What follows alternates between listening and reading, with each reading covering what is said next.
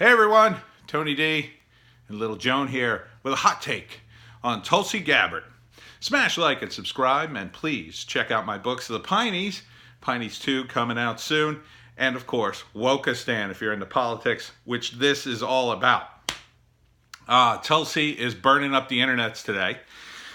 Why, you might ask? Well, if you haven't heard, Hillary Clinton basically attacked Tulsi directly without naming her and said, one of the Democratic candidates is a female and she's being fronted by the Russians. She's a Russian asset.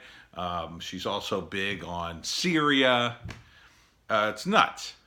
It's nuts for Hillary Clinton to attack her this way. It's nuts, but it also makes sense in the context of, I think, Hillary Clinton's world. But Tulsi came back and just blasted her on Twitter as Queen of the Warmongers. And it's trending, and people are loving it. Good for you, Tulsi. I'm a fan of Tulsi. I don't agree with everything she does. She's two of the main things I don't agree with. She now supports impeachment, which I think is stupid. And she gave some lip service to UBI, Universal Basic Income, which I'm totally against. Even though I would totally benefit from it, by the way. She is really good on foreign policy. She wants peace. She was a soldier. She understands the pointlessness of overseas war. So she is a reasonable Democrat. She is a Democrat that you can get behind because she has very reasonable, sensible views. She's willing to work across the aisle. She worked with Trump early on. She was I think the only Democrat that really worked with Trump in such a direct manner. And good for her. Why shouldn't you work with the president when you agree on something? She agreed on peace.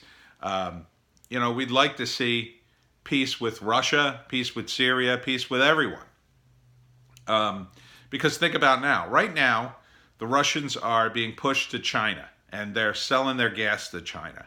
If we made peace with the Russians, they'd be selling their natural gas to either us, probably the Europeans, and they'd be in our sphere. We'd be doing all kinds of trade with them, and the Chinese would be sweating it.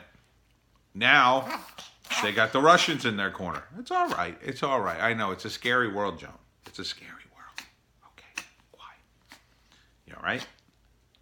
Okay, catch your breath. Anyhow, all right. Whew, sneezy today, little Joan is.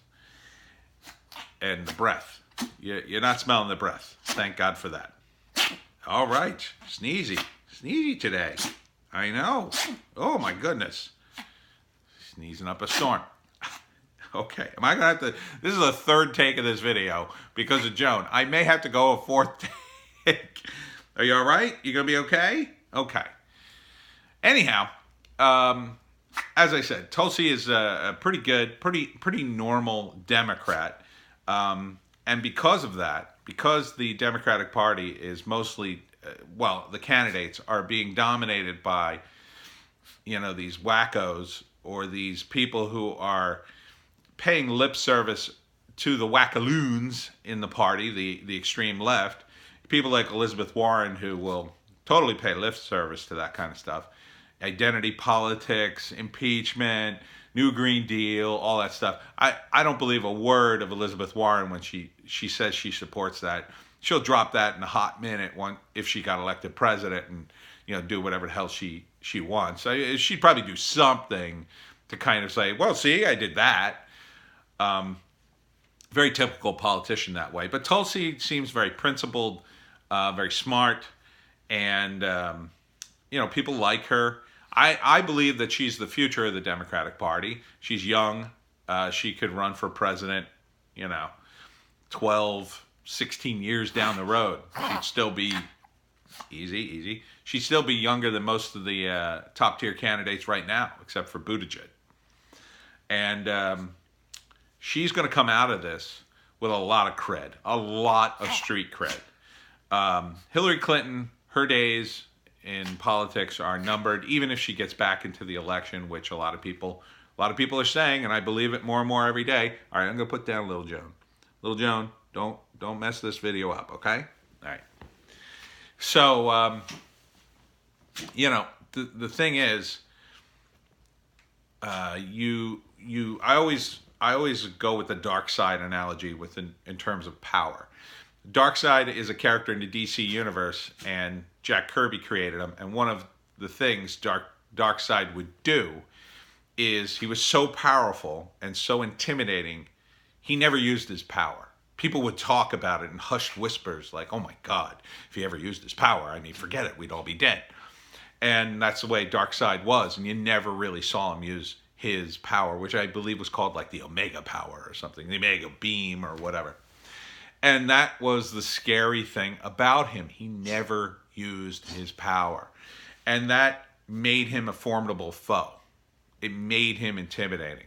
Hillary Clinton is not intimidating at all by punching down at a weaker Democrat like this. I mean, it's just insane that she would think she would make any kind of gains with the voting public by punching down at a candidate who's running for president and isn't going to win, right? Even if she enters the race, which, again, I think she might.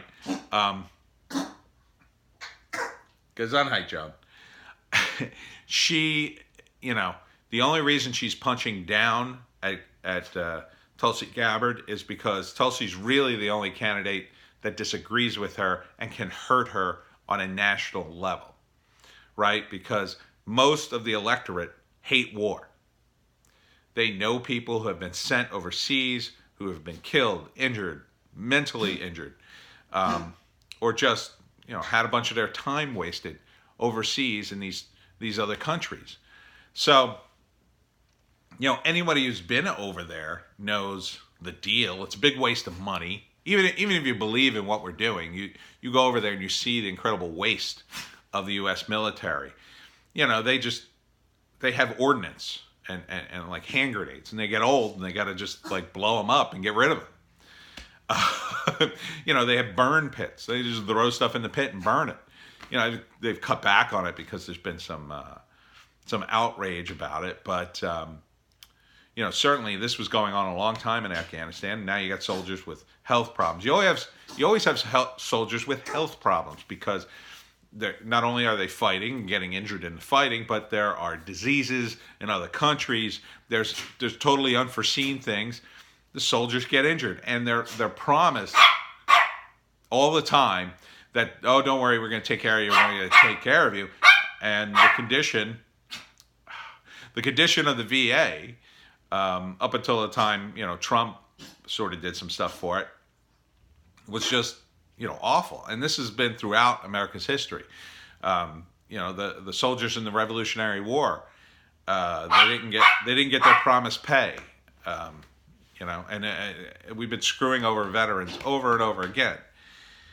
And early in our history, to some extent, especially during the Revolutionary War, you could understand, well, we just didn't have the money to pay them, and it sucks. But we needed to do what we needed to do.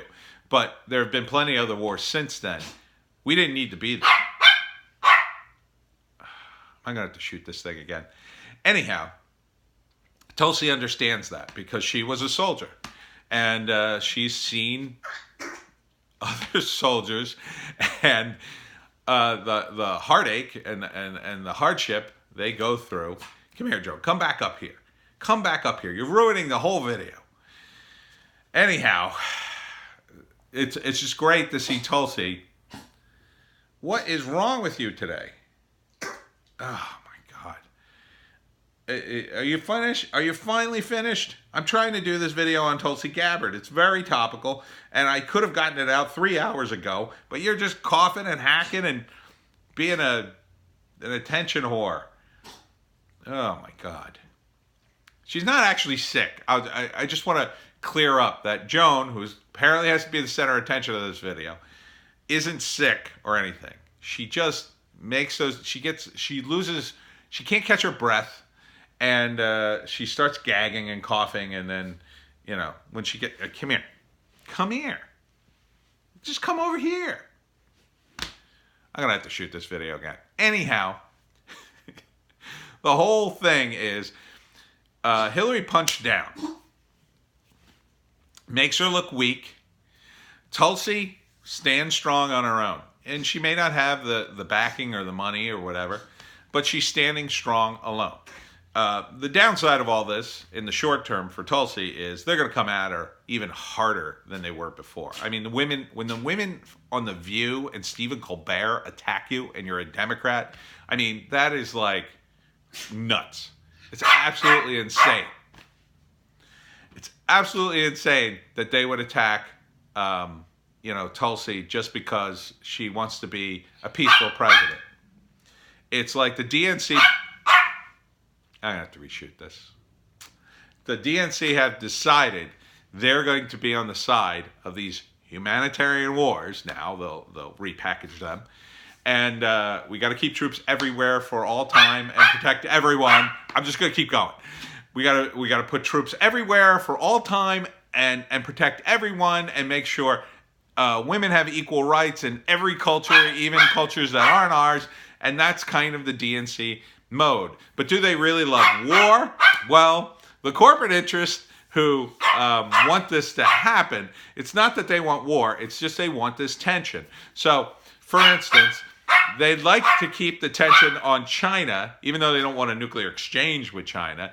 They want to keep the tension on China, so China has to spend money on defense that it wouldn't normally spend if we were in a peaceful mode. And that drags down their economy. And the thinking is it bolsters ours because we can afford to buy all this military crap. But the problem is we buy way too much of it, and we're basically in debt because of all the stuff we keep buying for the military. I mean, we have so many billions of dollars that Trump was able to just take some of the overflow and build a damn wall. So... I'm finishing. I am finishing. You bark all you want. I'm finishing about Tulsi Gabbard, and you could just shut up. So, you've got all these factions in the DNC. I think the Clintons mark a change in the DNC mindset because they call them the Blue Dog Democrats. I think they return to a more... And now she's running around all frustrated. I won't pay attention to her. I think they wanted to...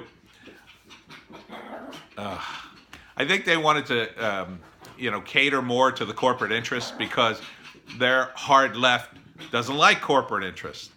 And so they changed things around. They took on this thing called globalism, where it's like, oh no, we're not against jobs. It's just that it's a world economy now, which is code for we're going to take your jobs because you get all these benefits, insurance in America, and we're going to take them and move them to China and India and all these other places. Oh, and don't talk about this, but by the way, those workers get crapped on every day because they have no benefits, there's no safety, their factories are a nightmare. In China, people kill themselves rather than continue to work.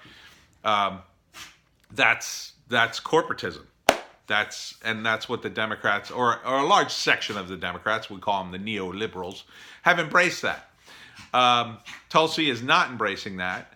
I think guys like Biden, Warren, they have embraced it. I think Bernie Sanders kind of is in the middle in that he's a socialist, so he believes he can legislate his way out of that. I don't think he has a chance in hell in doing that. I think Tulsi kind of believes that too, but I think she's a little more realistic about it. What we need to do, is confront some of these countries on their human rights abuses. And right now the worst is China. Clearly, people online are like posting like, well, we have more people in prison. Yeah, but our prisons, the guards don't mostly 99% of them aren't raping women in front of all the other prisoners or spending 24/7 grinding them down in communist propaganda or just shooting them in the head at random because, we're done with them, and we're not supposed to conduct medical experiments on them. Although, that has happened in the past in tiny, tiny minorities of prisons. Not that our prison system doesn't need to be reformed. It totally does, and there's totally abuses. But you can't even compare it to China. The entire system's that way in China.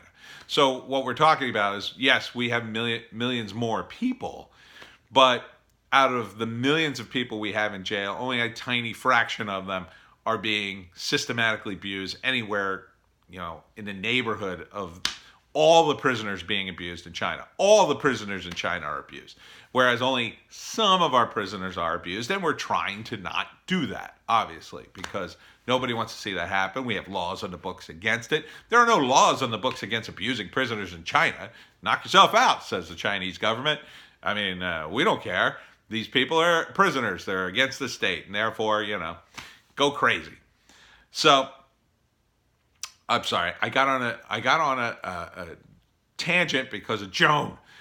Anyhow, Tulsi Gabbard should be commended for standing up finally to Hillary Clinton, someone in her own party. The only other person to stand up to the majority of Democrats in their own party was Dennis Kucinich, and he got gerrymandered right out of his district.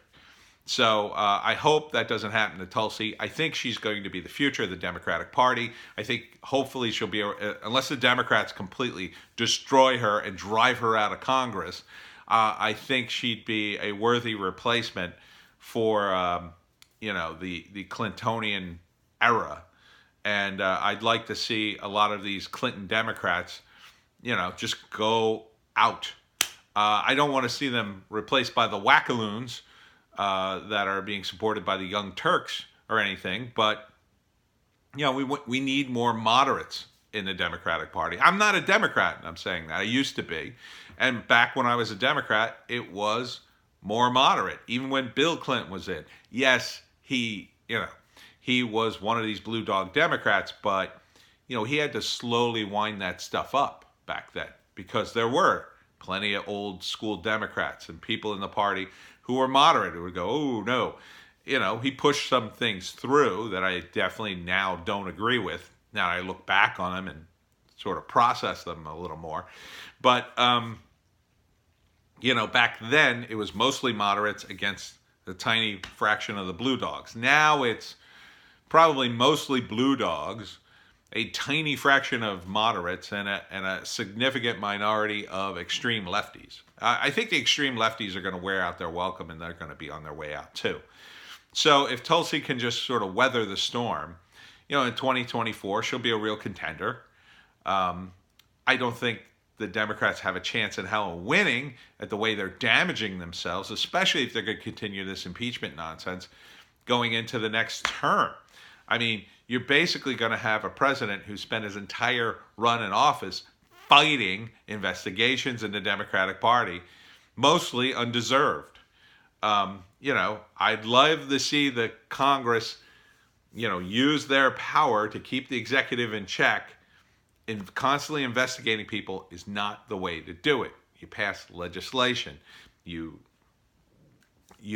don't constantly hammer the president with these investigations unless they're warranted. And I don't really think they are. I think most of it has been trumped up for political reasons. And these partisans really need to go. We really need to get rid of these hardcore partisans.